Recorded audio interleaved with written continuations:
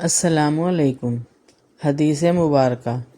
نبی کریم صلی اللہ علیہ وآلہ وسلم نے فرمایا، 7 قسم کے آدمیوں کو اللہ تعالیٰ اپنے عرش کے سائے میں رکھیں گے جس دن اس کے عرش کے سائے کے سوا اور کوئی سایہ نہیں ہوگا۔ نمبر 1، انصاف کرنے والا حاکم۔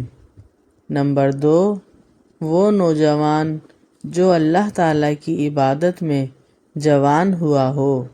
نمبر 3، وہ شخص جس کا دل ہر وقت مسجد میں لگا رہے۔ نمبر 4، 2 ایسے شخص جو اللہ کے لیے آپس میں محبت رکھتے ہوں اور اسی پر جمع ہوئے اور اسی پر جدا ہوئے۔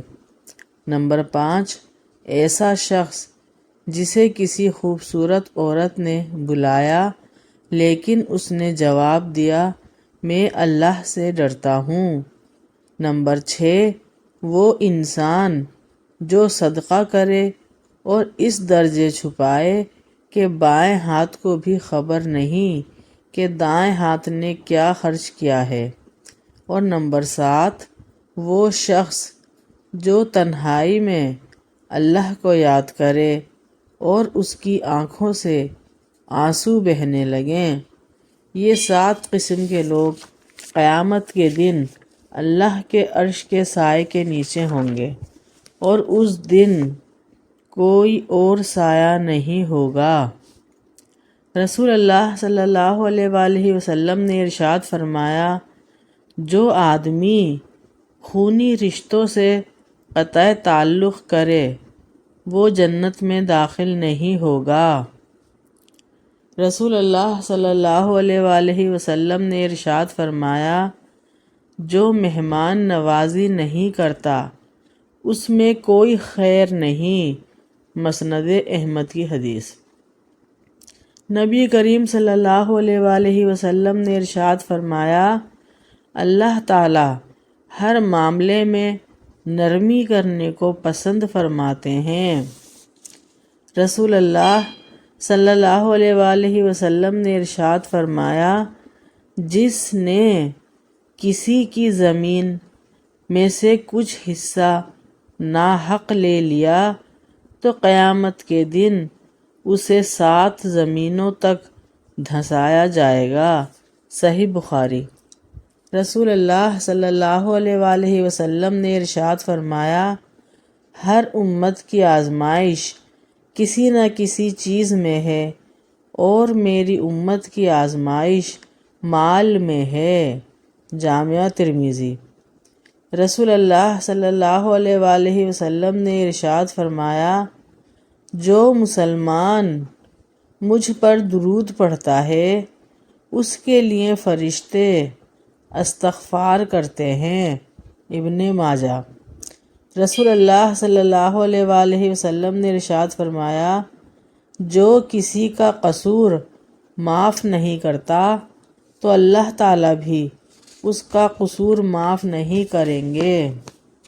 رسول اللہ صلی اللہ علیہ وآلہ وسلم نے فرمایا، جب تم سونے لگو تو آیت الکرسی پڑھ لیا کرو، اللہ کی طرف سے ایک فرشتہ نگہبان مقرر ہو جائے گا اور صبح تک شیطان تمہارے پاس نہیں آئے گا۔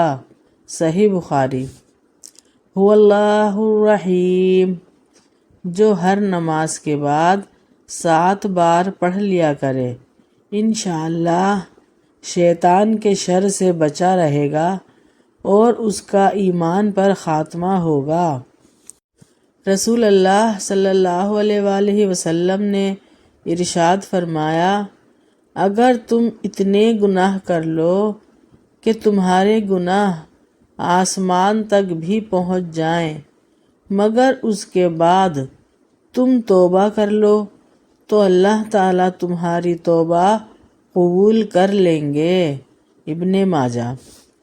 رسول اللہ صلی اللہ علیہ وآلہ وسلم نے ارشاد فرمایا، قرآن پڑھا کرو کیونکہ قیامت کے دن یہ اپنے پڑھنے والوں کے حق میں سفارشی بن کر آئے گا۔ صحیح مسلم۔ نبی کریم صلی اللہ علیہ وآلہ وسلم نے ارشاد فرمایا، جب تم ایسے ہو جاؤ کہ تمہارے غم بڑھ جائیں اور تم ان غموں کو ختم کرنا چاہو تو مجھ پر درود پڑھو، یہ تمہارے غموں کو ختم کر دے گا اور تمہارے گناہوں کو بھی مٹا دے گا۔ ترمذی شریف۔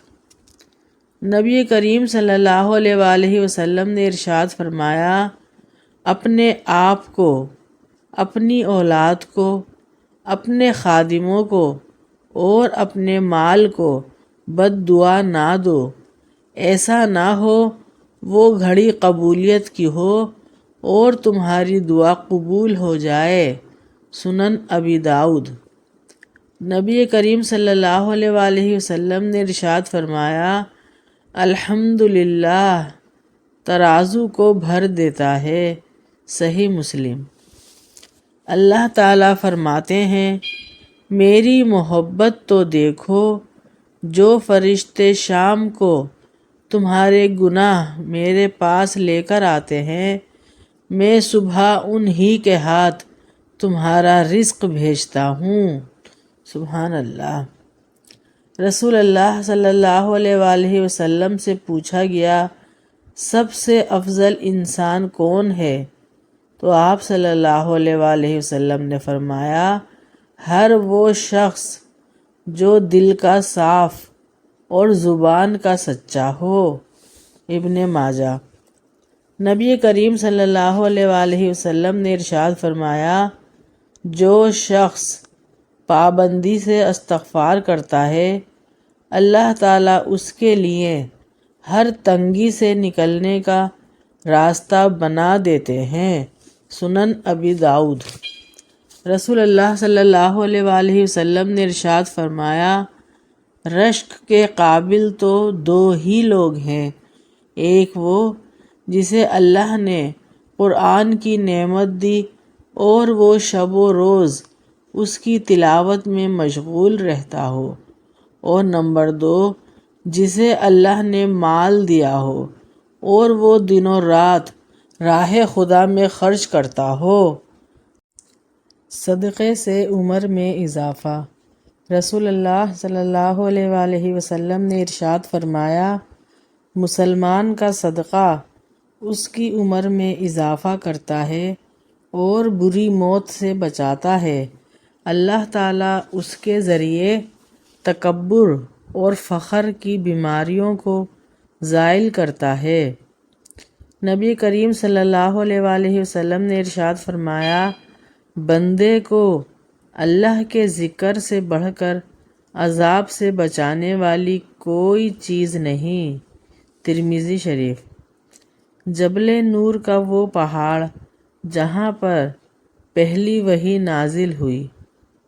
جنگ احد میں رسول اللہ صلی اللہ علیہ وآلہ وسلم نے یہاں نماز ادا کی، اور یہ وہ درخت ہے جس کے سائے میں رسول اللہ صلی اللہ علیہ وآلہ وسلم نے آرام فرمایا تھا۔ اگر میری یہ ویڈیو آپ سب کو پسند آئی ہے تو پلیز لائک، شیئر، سبسکرائب ضرور کیجیے گا اور اپنے دوستوں کے ساتھ ضرور شیئر کیجیے گا۔ نیکسٹ ویڈیو کے لیے اللہ حافظ۔